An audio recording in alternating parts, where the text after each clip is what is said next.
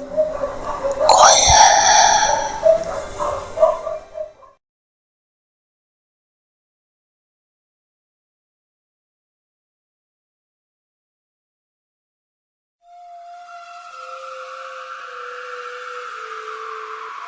जो कहानी मैं आज आपको सुनाने जा रहा हूँ वो है लॉकडाउन के समय की। आपको सभी को पता ही होगा, इसी लॉकडाउन के समय में सारी की सारी बड़ी बड़ी कंपनियां बंद हो चुकी थी और उनके जितने भी कर्मचारी थे उन्हें वर्क फ्रॉम होम करने के लिए बोला गया था। ये कहानी है ऐसे ही एक इंसान की जिसे उसके कंपनी ने वर्क फ्रॉम होम करने के लिए कहा गया। अनिल एक बड़ी कंपनी में काम करता था, पर वर्क फ्रॉम होम करने के कारण उसे घर से काम करने के लिए कहा गया। वो एक रेंट के घर के अंदर रहता था। उसके घर मालिक ने लॉकडाउन के कारण उसे कह दिया था कि उसके कोई मेहमान लॉकडाउन के वक्त उसी घर में आने वाले हैं, उन्हें ये घर खाली करके चाहिए था। घर के मालिक ने उसे 2 दिन का वक्त दिया और कहा 2 दिन के अंदर कोई भी घर ढूंढ लो, ये घर मुझे मेरे मेहमानों के लिए चाहिए। अनिल बड़ी तकलीफ में आ गया। वो बोला 2 दिन के अंदर मैं नया घर कहाँ से ढूंढूं और अपने ऑफिस का काम वर्क फ्रॉम होम कैसे करूं? ना ऑफिस में काम कर सकता हूं, ना ऑफिस का काम घर पे, ना ऑफिस में जा सकता हूं, ना घर पे रह सकता हूं। अब मैं क्या करूं? इसलिए वो हर जगह घर ढूंढने लगा, बट लॉकडाउन होने के कारण कोई भी घर देने के लिए तैयार नहीं था। उसी वक्त एक ब्रोकर से उसकी बात हुई। वो ब्रोकर ने उसे कहा कि एक घर मेरे नज़र में है, पर वो काफ़ी सालों से बंद पड़ा है। अगर आपको चाहिए तो वो घर मैं आपको दे सकता हूँ।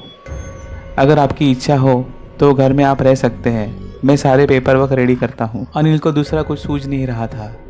उसने वो ब्रोकर को हाँ कह दिया, क्योंकि उसे रहने के लिए वो लॉकडाउन के पीरियड में एक घर भी चाहिए था और काम करने के लिए एक घर का साया।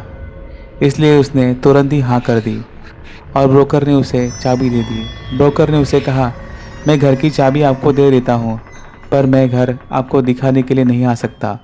मैं घर का पता दे देता हूँ, पर मैं घर के अंदर आ नहीं सकता। ये बात अनिल को कुछ अलग सी लगी। उसने ऐसा क्यों कहा और किस लिए कहा, यह अनिल जान नहीं पाया। उसने कहा, चल यार ये मत सोचो, मुझे घर तो मिला, ये सोच के वो घर के अंदर चला जाऊँ। अनिल पूछते पूछते वो घर की तरफ आ पहुंचा। घर काफ़ी पुराना था और घर के आसपास बहुत कचरा पड़ा हुआ था और घर की हालत भी बहुत बदतर थी। तो उसने सोचा कि ये घर के अंदर मुझे रहना है तो कुछ साफ़ सफाई की जाए। इसलिए उसने घर का दरवाज़ा खोल दिया। सालों से वो घर बंद पड़ा था, ऐसा ब्रोकर ने बोला था। जैसे उसने घर का दरवाज़ा खोला, वो खोल ही नहीं रहा था, बहुत जाम हो चुका था। और अंदर उसने खोल के देखा तो बहुत जगह कचरा, कूड़ा और सब जगह पे सब धूल मिट्टी हो चुकी थी, जाले छाले सब कुछ पड़े थे।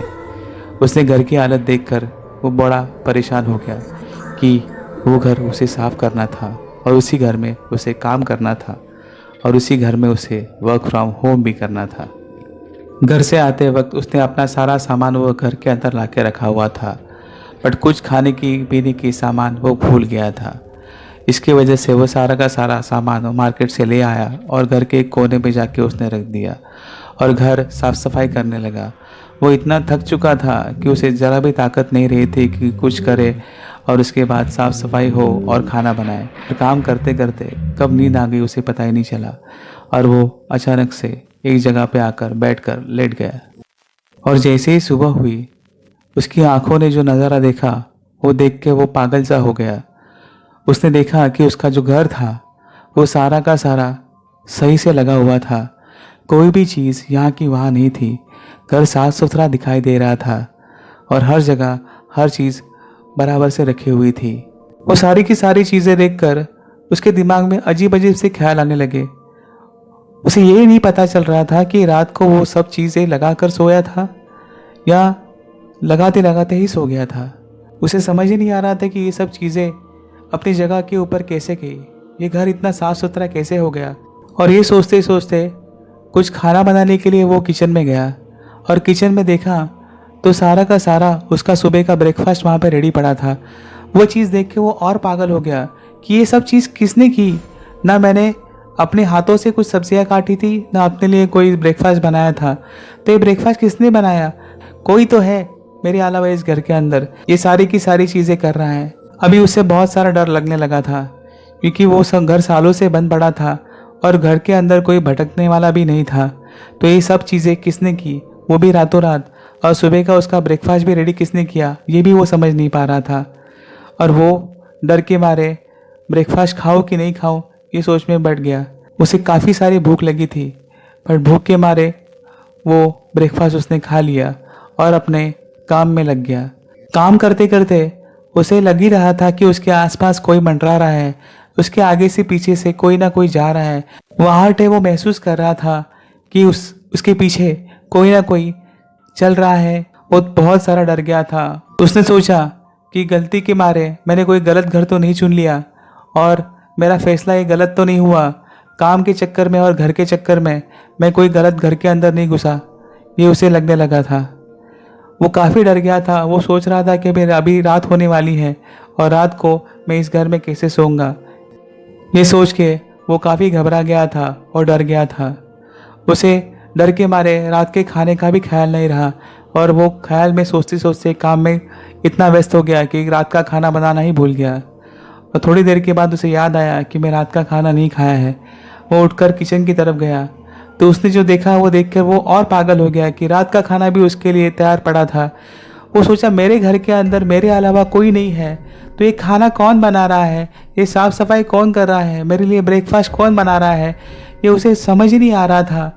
शायद इस घर के अंदर कोई अजीब सी चीज़ है जो उसके पीछे लगी हुई है, पर वो ये भी जानता था कि वो चीज़ ने उसे अभी तक कोई दाहकता या कोई तकलीफ़ नहीं दी है, बस उसका ख्याल रखा जा रहा है। ये उसे समझ नहीं आ रहा था, इसलिए डर के मारे वो खाना खा के उधर ही सो गया।